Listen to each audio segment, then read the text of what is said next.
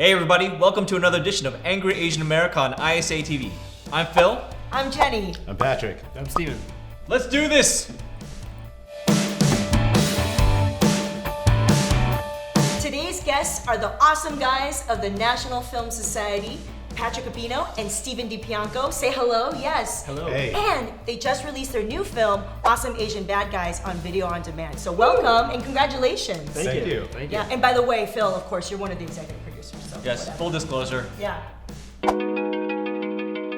Alright, so for our first topic, this comes from an article that our friend Jeff Yang wrote for CNN. The opinion piece was titled, Do Asian Students Face Too Much Academic Pressure? It started off because there was this high school girl in Virginia, and she kind of made headlines because this amazing thing happened where she got accepted to Stanford and Harvard. She got recruited by Harvard alum Mark Zuckerberg of all people to come to the school. She was like this whiz kid, and everyone was making a big deal out of it. It was in the news, and then it found out she made the whole thing up. She just kind of basically said that she was going to all these schools, and everyone kind of ate it up, and then it blew up even bigger because it was all false, and it kind of brought to light this fact that Asian students face a lot of pressure. What kind of pressure drove this girl to make up this crazy ass story about being accepted to Stanford and Harvard, and what incentive do you have to go to those lengths to sort of keep up those appearances? It's pretty crazy. I think it was look, this article says it was the school was 60% Asian. So if you're going head to head with a bunch of other smart Asians, you're gonna feel like, I gotta be the best, I have all this competition. I'm like, that's tough, that's real tough. Yeah, and it's like when you're a kid, you don't think about what's after high school really. A lot of times you think you're gonna go to college, but it's just, you just care what everybody else thinks about you then and there. She didn't think about the repercussions perhaps of people are gonna find out, you know what I mean? It was just appearances. I feel like it's a certain type of Asian student though. Yeah. Honestly, this school, some of the background that Jeff gave in the blog was that it's 60% Asian, but it's also a lot of overseas Chinese or Asian folks will send their kids specifically to this school because they know that all these kids get into these good schools. So just because you go to this school, actually, you will get into a good school. You just may not get into Harvard or Stanford. Right? And so I feel like we just, for whatever reason, the most elite, and I'm not saying that it's just overseas Chinese elite or Asian elite, but a lot of overseas Asian elite people send their kids to America, ideally to these types of schools, so that they can get that kind of American education. And I just don't think it's fair to represent that subset of Asian as all of Asians. But with that said, I wanted to go to Harvard and Stanford too. No. I really do feel like there is this pressure amongst, Asian Americans. We got to be a little, not be so hard on ourselves, I think, to drive so hard. I think there is this expectation we're trying to live up to, this stereotype, and I think when we fall short, that's what drives us to do these crazy ass, make up all this stuff, But the thing is we internalize it, right? Even the article, I guess, what do you say if you're the dad, right? The dad in Jeff's article was like, oh, I feel bad for, possibly not paying attention to my daughter. I don't know, that's how the dad talks. Right. That's the voice that comes through. Generic dad voice. I'm so sorry. I didn't pay attention and take care of my daughter. That's what he said. He's apologizing, essentially. My daughter probably has a sickness. That's what he said. And that's so sad to me. So, whether or not this guy was really just asleep at the wheel as a father, or, a lot of times I feel like growing up with my friends, we just internalize this stuff. Mm-hmm. Don't you? You know what I mean? You hear this thing oh, it's important for me to do this, and then you just run with it. Do you think there's more pressure now than there was when we were all growing up? I don't know. I think it's the same. I think it's the same. Yeah. I think we just have more exposure to it because of the internet and stories like this. This was an international story because it made the news in Korea and stuff. But I think the pressure is all still there. We have this more attention on it now. Oh, but maybe we should kick this to the ISAtv audience. Listen, what's your answer to the question? Do you think that Asian American students are too pressured for academic success?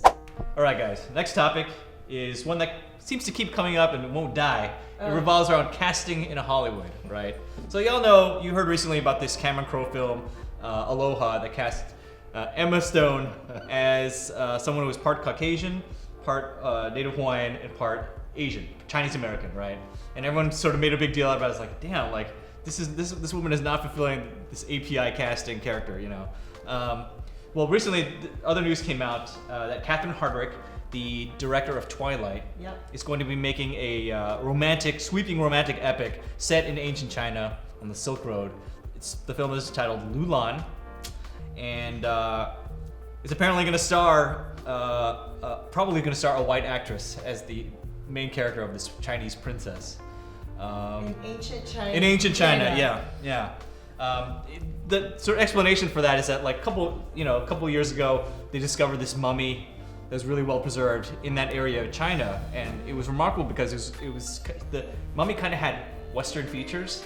She had Caucasian features, and so I guess someone decided like, hey, this is a good idea for a movie, and so we're gonna make a story about a white person in ancient China on the Silk Road, and make a whole big trilogy out of it. And it's not Mulan, but Loulan. The city is called Loulan. Great. Yeah. To me, it's an example of Hollywood kind of bending over backwards any which way it can to find ways to cast white characters in any movie set in any period of time, anywhere in the world, you know.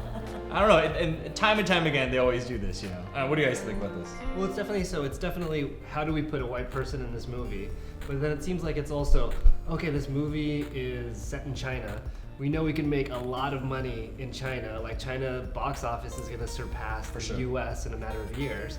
And so it's like, okay, boom, we just put these two things together, white person, movie in China, money. Like, that's it. Right, and it's been going on for like since the beginning of movies, right? Like you get like people who always put on yellow face and always kind of pretend that it's like, oh, through the white person's perspective, right? It's like, I remember in high school there was a movie called Beyond Rangoon, which was with Patricia Arquette, where there's some kind of civil like unrest, and then one of the quotes from the trailer was, do people realize this is going on? I was like, hell yes, all the people that live there, man. Just because like, it's like the thing is, right? It's like, if something happens in the world and a white person isn't there to see it or hear it, does it actually happen? Right. You know? It's an existential question, philosophical question. While we're on the topic of that, that's a good time for you guys to talk about Awesome Asian Bad Guys, which is the film that you guys have out right now. Mm-hmm. You should say you too. We have it out right now. Again, full disclosure, executive producer. But when you guys approached me about the idea, it's like you guys had this awesome idea for a movie which puts Asians front and center. I don't know, what was the kind of like the genesis of the idea? I mean, we did a YouTube video where we talked about Awesome Asian Bad Guys, people like Al Leong and George Chung and Yuji Okamoto, and said, man, these guys were awesome. We saw them in movies we were growing up, but they would always just get beat up or killed like instantly. You'd be like, look at that guy, he's awesome. Oh man. And so it's like, oh, let's get them together. Let's create like the super team, like the Expendables, but with Asian bad guys, and let's go on a crazy mission together, and that's what it's about. So in the spirit of Hollywood casting a white lady in ancient China in Loulan, we decided we're gonna cast some upcoming Hollywood movies ourselves. Let's do it. Okay, to get us started, Terminator. Who's gonna play Terminator? Well, you know, in this latest one, it's a Korean actor playing that, you know, the bad guy. Playing one of the Terminators, yeah. Yes. So it's kind of interesting. Lee Byung-hun, famous Korean actor. So there's a little bit of weird race bending happening there. Okay. But if we wanted to recast, say, Arnold. John Connor, Arnold Schwarzenegger. Sarah Connor. Yeah, Sarah Connor. Who? Go. I would make the Terminator Bolo.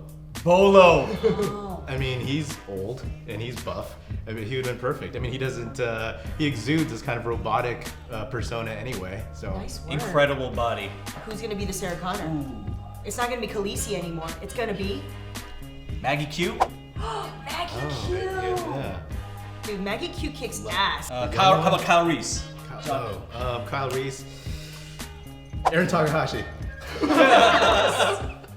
Next film, Ant-Man. From the first time I met Mandel Park, I was like, this guy is the Asian Paul Rudd.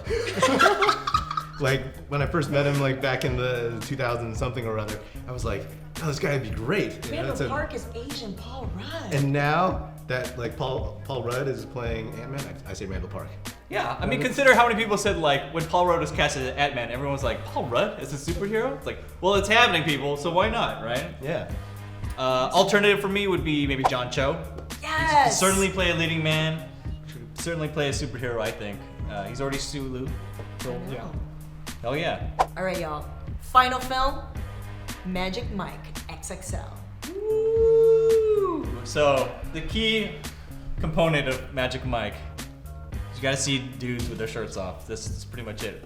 Sex Right? appeal. Sex appeal. Who could that be? Come on. Who could that be? Daniel Day-Kim. Yes. Oh yeah, Those cheekbones. Oh my god. Hell yeah. Cut Hell your yeah. ass. it looks good without a shirt. Yeah, Daniel he does. Henny. Daniel Henny. Henny. Game over. All the Daniels. All the Daniels. You know what I'm gonna put out there? I know we already said him. Randall Park. Yeah! You know what I mean? Like, I know he's not, I mean, he's a funny guy, but he's also got this incredible presence. It's just like, you know, and Yo, you're he like, has a nice body. She showed it off. I wasn't fresh off the looking, but yeah. I looked, whatever. I have a freeze frame on my computer. Yeah. Dude, we gotta make Asian Magic Mike happen. The more we talk about it, the more I'm like, I wanna see this shit, man. Like, This is how the idea for Automation Bad That Guys is how it came up. Oh yeah, I should just do it. Yeah, who would you cast in all three of these films? Come on, ISAtv land, right? Magic Mike, Ant-Man, Terminator. We need to cast our people. well, that's it for Angry Asian America. Thanks for watching. And thanks to Patrick and Steven for joining us. Where can they find you guys?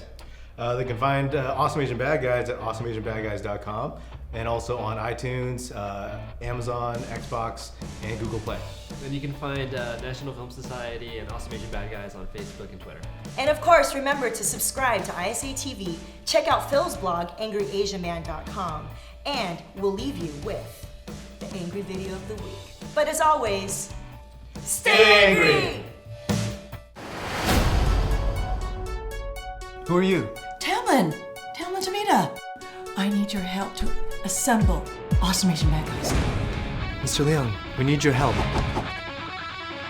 It's the bad guy from Karate Kid 2. Exploding tip arrow guy? I'm Randall. Randall Park. Hey, what are you guys doing still watching? Yeah. Well, if you're still here, click on one of these boxes here. Or maybe right here. This one? Is it right here? Here? What about watch our trailer? Awesome Asian Bad Guys trailer. It's right there. It's somewhere. Or It's over here. There? there. It's right here. Here? Or it's over Subscribe. here. I don't know, you can subscribe too. Click on things. You won't regret it. You'll regret this one though. Don't click here. No matter what. Oh not my there. god, do not click here. You don't want to. Don't do it. Don't click on it at work. Not that one.